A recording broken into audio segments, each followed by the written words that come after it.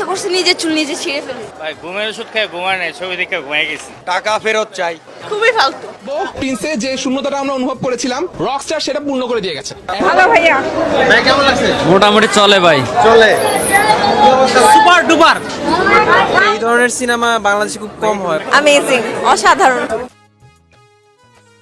ঈদের সবচেয়ে আলোচিত সিনেমাগুলোর একটি হচ্ছে ঢালিউড সুপারস্টার শাকিব খানের রকস্টার। মুক্তির আগে সিনেমাটি নিয়েছিল ব্যাপক উন্মাদনা। টিজার, গান, ট্রেলার সব কিছু মিলিয়ে দর্শকদের প্রত্যাশা ছিল আকাশ ছোঁয়া। মুক্তির পর দেশের বিভিন্ন প্রেক্ষাগৃহে দর্শকদের ভিড়ও দেখা গেছে অনেক, এমনকি কিছু হলে শো সংখ্যাও বাড়ানো হয়েছে।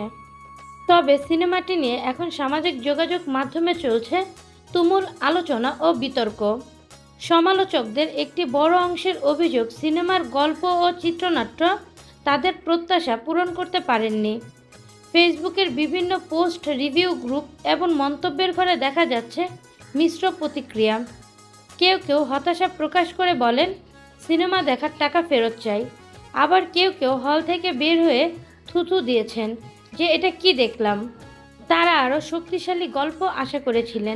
এমনকি কিছু দর্শক ক্ষোভ প্রকাশ করে বলেছেন শাকিবকে গল্প বেছে কাজ করার জন্য।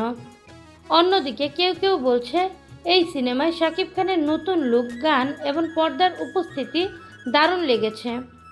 অন্যদিকে অনেক ভক্ত দাবি করেছেন এটি এই ঈদের অন্যতম বিনোদনমূলক সিনেমা।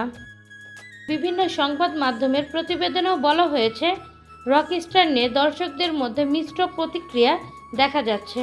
কেউ প্রশংসা করছে, কেউ বা আবার সমালোচনা করছে। সব মিলিয়ে বলা যায় রকস্টার এখন শুধু একটি সিনেমার নাম নয়, বরং ঈদের সবচেয়ে আলোচিত বিতর্কের নামও হয়ে উঠেছে। আপনার কাছে কেমন লেগেছে রকস্টার সিনেমাটি? ভালো নাকি হতাশাজনক? অবশ্যই কমেন্টসে জানাতে ভুল করবেন না।